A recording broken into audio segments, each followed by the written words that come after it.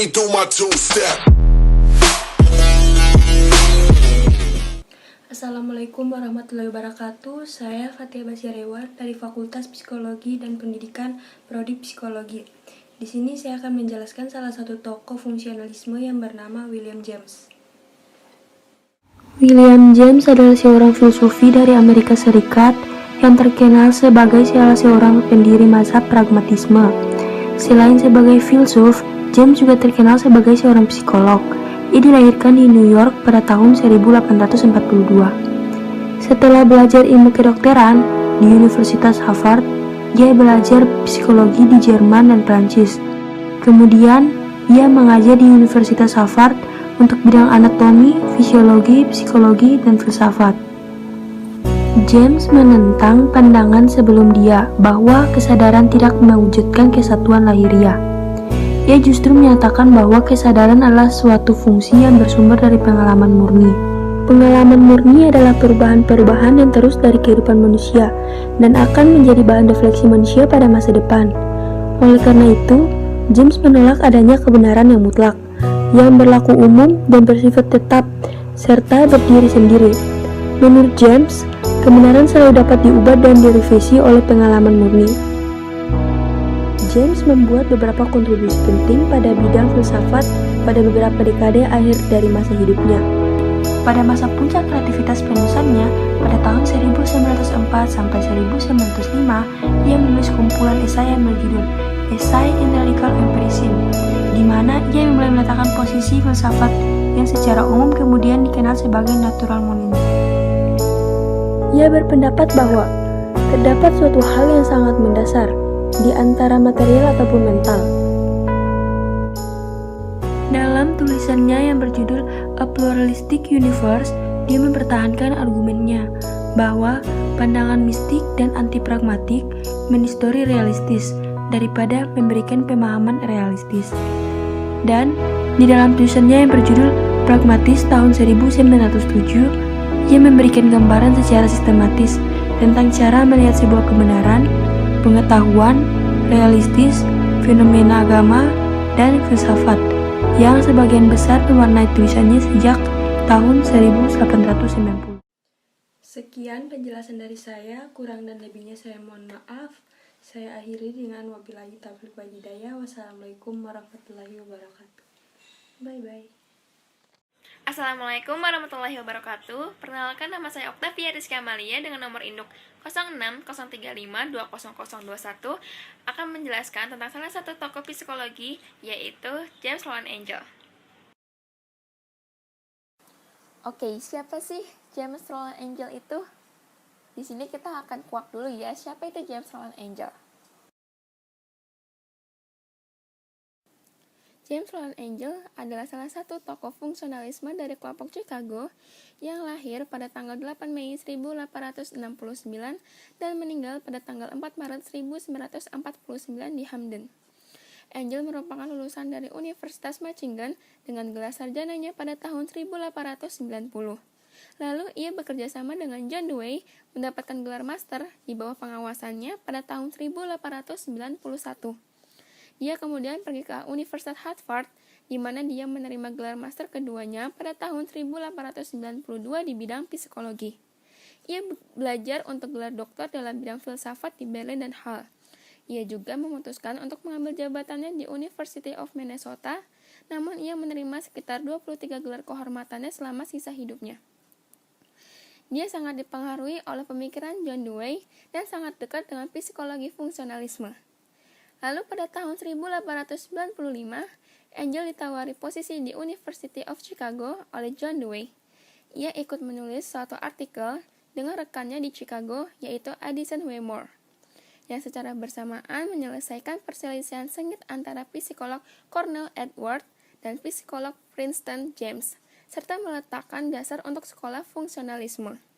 Kemudian, saat masih di Chicago, Angel menerbitkan sebuah buku tentang teks psikologi, yaitu sebuah studi pengantar struktur dan fungsi kesadaran manusia pada tahun 1904, yang menjadi pernyataan utama dari pendekatan fungsionalis untuk psikologi. Angel mencatat bahwa tujuan psikologi adalah untuk mempelajari bagaimana pikiran membantu organisme menyesuaikan diri dengan lingkungan, dan fungsionalisme adalah metode untuk mempelajari kesadaran dan bagaimana hal itu meningkatkan hubungan organisme dengan lingkungannya. Lalu pada tahun 1905, Angel menjadi kepala Departemen Psikologi yang baru dibentuk di Chicago. Selama waktu ini, dia menjabat sebagai presiden ke-15 dan termuda di American Psychological Association. Dia juga mengawasi John B. Watson yang kemudian akan mendirikan sekolah psikologi behavioris. Pada tahun 1908, Angel diangkat ke tingkat dean di Chicago, meninggalkan Departemen Psikologi untuk mantan muridnya yaitu Harvey Carr.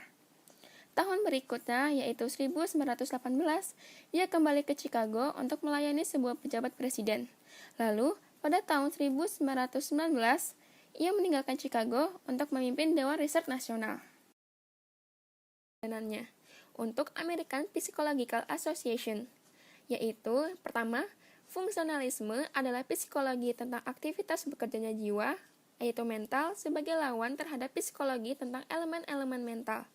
Yang kedua, fungsionalisme adalah psikologi tentang kegunaan-kegunaan dasar dari kesadaran, di mana jiwa atau pikiran merupakan perantara antara lingkungan dan kebutuhan-kebutuhan organisme. Teori ini juga disebut dengan teori emergensi dari kesadaran, untuk keadaan yang tidak bersifat emergensi atau darurat, yang berfungsi bukan emergensi tetapi kebiasaan atau habit. Yang ketiga, fungsionalisme adalah psikofisik, yaitu psikologi tentang keseluruhan organisme yang terdiri dari badan dan jiwa. Ia mempelajari pula hal-hal di luar kesadaran, misalnya seperti kebiasaan atau habit, dan setengah sadar. Dengan menyatakan poin-poin ini, Angel menarik perbedaan antara fungsionalisme sebagai studi untuk menemukan bagaimana mental diproses beroperasi, apa yang mereka capai telah membuat mereka sekitar, dan kondisi di mana mereka terjadi atau bagaimana dan mengapa kesadaran dan pendahulunya, strukturalisme yang berfokus pada elemen mental individu atau apa kesadaran. James Angel memang mendapat beberapa kritik untuk pandangannya. Reaksi dari beberapa orang tentang implikasinya meninggalkan model strukturalisme dalam studi dan memiliki pandangan yang sepenuhnya fungsionalis tidak diterima dengan baik di antara beberapa rekannya. Ada juga pembedahan atas karya-karyanya dan asumsi bahwa ia bertentangan dengan dirinya sendiri dalam pandangannya tentang apa itu kesadaran dan fungsinya. Beberapa orang berpikir bahwa ia menggambarkan kesadaran dalam fungsinya karena klaim bahwa fungsi kesadaran muncul ketika organisme berada dalam masalah dan kemudian menghilang segera setelah masalah itu berlalu.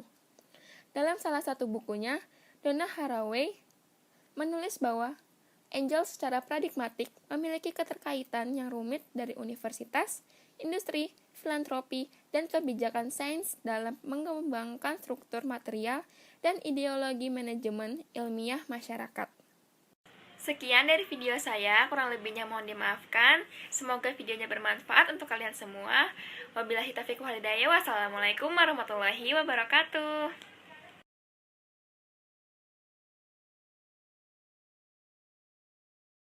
Perkenalkan, nama saya Reisa Faiza dari Prodi Psikologi Universitas Al-Azhar Indonesia. Saya akan menjelaskan biografi dari Harvey Carr. Fungsionalisme dipelopori oleh William James, John Dewey, Harvey Carr, dan John Angel. Fungsionalisme sebagai aliran pemikiran terutama difokuskan pada fungsi proses mental manusia. Oleh karena itu, pokok bahasan fungsionalisme mencangkup bidang-bidang seperti kesadaran, persepsi, ingatan manusia, perasaan, dan lain-lain. Fungsionalis menyatakan bahwa aktivitas mental dapat dinilai. Mereka percaya bahwa ini akan memungkinkan mereka untuk mengevaluasi bagaimana pikiran atau proses mental berfungsi dalam memungkinkan seseorang untuk beradaptasi dengan lingkungan tertentu.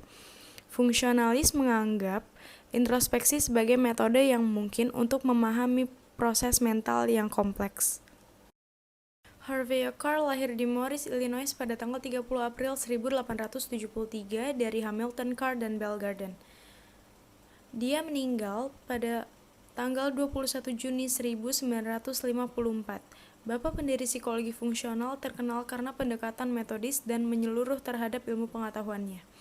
Dia memutuskan bahwa psikologi bukanlah rute baginya dan memilih untuk menjadi guru sains di University of Harvard. Carr adalah pria tinggi dan langsing dengan kecerdasan cepat dan kehadiran yang pendiam dan rendah hati. Orang tuanya adalah pemikir bebas yang mendorong putra mereka untuk membuat keputusan sendiri tentang agama, pendidikan, dan karir. Pada usia 18 tahun, Carr menjadi mahasiswa Departemen Persiapan University DePaul. Dia mampu menyelesaikan kursus 3 tahun dalam 2 tahun dengan mengambil kelas tambahan dan melakukan pekerjaan ekstra di sekolah distrik. Carr masuk perguruan tinggi setelah menyelesaikan sekolah persiapan dan memilih untuk tetap di DePaul. Meskipun ia belum mengembangkan tujuan kejuruan tertentu, ia merasa bahwa kesempatan untuk belajar dan mencicipi beberapa mata pelajaran adalah hak istimewa yang berharga. Carr memilih untuk mengambil jurusan matematika yang ia temukan merangsang dan menyerap. Karena penelitiannya kemudian dalam psikologi ditandai dengan presisi dan objektivitas. Mungkin tidak mengherankan bahwa ia mengambil matematika di masa awal-awal perguruan tingginya. Pada tahun 1902, Carr diberi beasiswa sebagai mahasiswa prasarjana di University of Chicago untuk belajar psikologi eksperimental. Carr mulai bekerja erat dengan Dewey, Angel, dan Watson. Ketika ia pertama kali melihat laboratorium, ia terkejut oleh bangunan kecil yang sangat usang dan berantakan. Carr menganggap bangunan itu tidak layak untuk di tempat tinggal manusia. Terlepas dari itu, Carr mengambil kolaborasi dengan Watson di laboratorium dan memulai pekerjaannya dalam persepsi ruang angkasa. Persepsi, penalaran spasial, navigasi labirin, dan kognisi hewan tetap menjadi kepentingan utama Carr selama bertahun-tahun yang akan datang. Pada tahun 1905, Carr membela disertasinya yaitu ilusi visual gerak selama penutupan mata.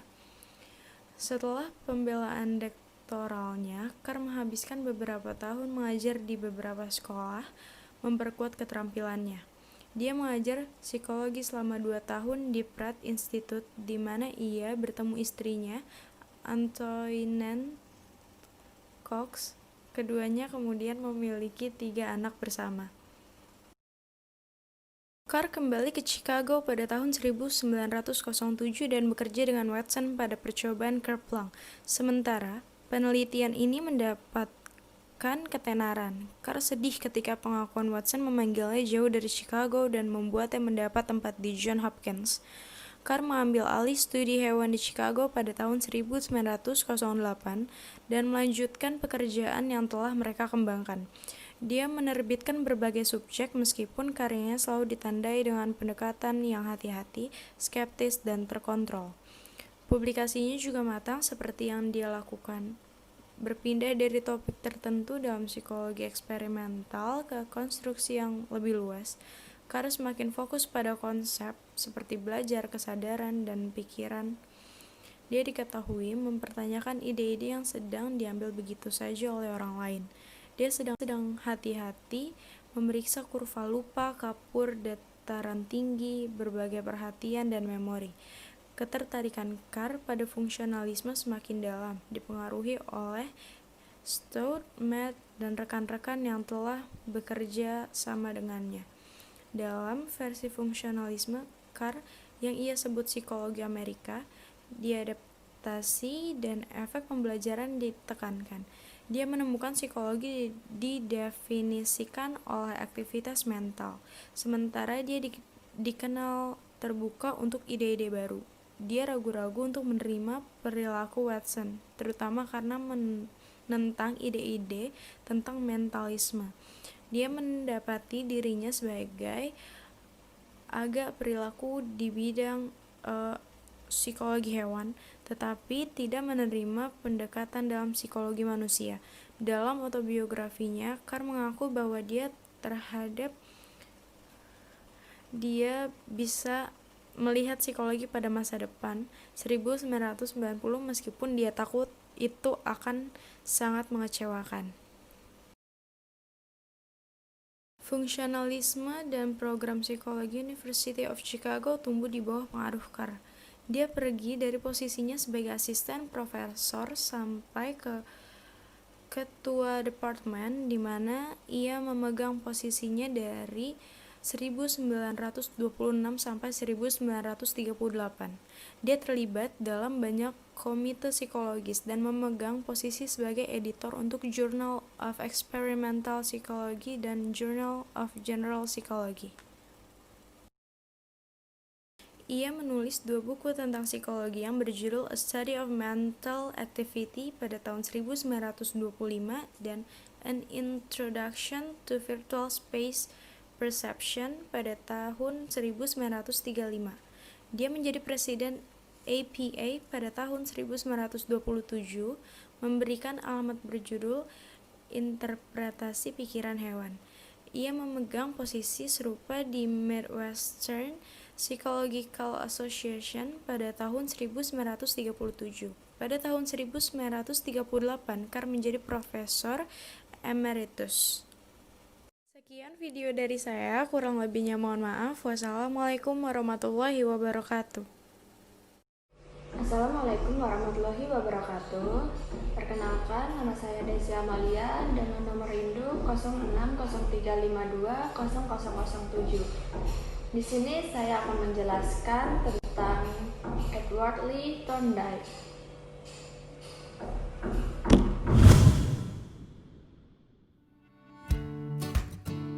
Thorndike adalah anak dari seorang pendeta Metodis di Lowell, Massachusetts, yang terlahir di Williamsburg pada tanggal 31 Agustus tahun 1874 dan meninggal di Montrose pada tanggal 10 Agustus 1949. Siapa sih dia? Dia adalah seorang psikologi di Amerika yang menghabiskan hampir seluruh karirnya di Teachers College di Universitas Columbia. Dia juga adalah anggota Dewan Psychological Corporation dan menjabat sebagai Presiden American Psychological Association pada tahun 1912. Pada tahun 1891, Thorndike lulus dari The Roxbury di West Roxbury dan Wesleyan University pada tahun 1895. Lalu ia mendapat gelar MA di Harvard University pada tahun 1897 dan menyelesaikan PhD-nya di Columbia University pada tahun 1898 di bawah pengawasan James MC Kettle. Pada tahun 1898 juga, Thorndike menerbitkan bukunya yang berjudul Animal Intelligence: An Experimental Study of Association Process in Animal. Buku ini merupakan hasil penelitian Thorndike terhadap tingkah laku dari beberapa jenis hewan seperti kucing, anjing, dan burung yang mencerminkan dasar dari proses dasar belajar yang dianut oleh Thorndike.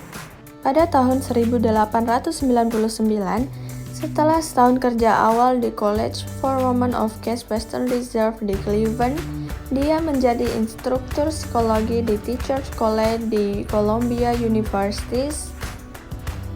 Lalu selama karirnya inilah dia mempelajari pembelajaran manusia, pendidikan, dan pengujian mental. Pada tanggal 29 Agustus tahun 1900, Thorndike menikahi Elizabeth Moulton dan mereka memiliki 4 anak yang diantara salah satunya adalah Franz yang menjadi seorang ahli matematika. Selama tahap awal karirnya, dia membeli sebidang tanah luas di Hudson dan mendorong peneliti lain untuk menetap di sekitarnya. Lalu segeralah sebuah koloni terbentuk di sana dengan dia sebagai kepala sukunya. Thorndike adalah pelopor tidak hanya dalam behaviorisme dan pembelajaran, tetapi juga dalam menggunakan hewan dalam eksperimen klinis. Dia mampu menciptakan teori pembelajaran berdasarkan penelitiannya dengan hewan, disertai doktoralnya. Studi eksperimental tentang proses asosiatif pada hewan adalah yang pertama dalam psikologi di mana subjeknya bukan manusia. Dalam teori SR dikatakan bahwa proses belajar pertama kali organisme adalah dengan cara coba salah atau bisa disebut dengan trial and error. Nah, udah tahu belum sih S dan R ini apa? Yang dimaksud dengan teori SNR adalah stimulasi yang akan menimbulkan respon tertentu. Kalau organisme sedang berada dalam situasi yang mengandung masalah, maka organisme akan mengeluarkan serentetan tingkah laku, lalu dari kumpulan tingkah laku itu secara kebetulan akan bisa mencegah masalah. Dan berdasarkan pengalaman itulah, maka lain kali kalau ia menghadapi masalah yang serupa, organisme sudah tahu tingkah laku mana yang harus dikeluarkannya untuk memecahkan masalah. Contohnya, kucing dimasukkan dalam kandang yang terkunci. Ia akan bergerak, berjalan, melompat, mencakar, mengeong, dan sebagainya. Sampai pada suatu saat, secara kebetulan ia menginjak suatu pedal dalam kandang itu sehingga kandang itu terbuka. Sejak itu kucing akan langsung menginjak pedal kalau ia dimasukkan ke kandang yang sama. Dalam proses belajar yang mengikuti prinsip coba salah, ada beberapa hukum yang dikemukakan oleh Thorndike. Yang pertama adalah hukum efek, the law of effect. Intensitas hubungan antara S dan R akan meningkat apabila hubungan itu diikuti oleh keadaan yang menyenangkan. Lalu sebaliknya, hubungan itu akan berkurang kalau diikuti oleh keadaan yang tidak menyenangkan. Lalu yang kedua adalah hukum latihan, atau disebut dengan trial law of exercise, atau hukum guna-taguna yang disebut the law of use and disuse. Hubungan S, R dapat ditimbulkan atau didorong melalui latihan yang berulang-ulang karena jika tidak, S dan R dapat melemah.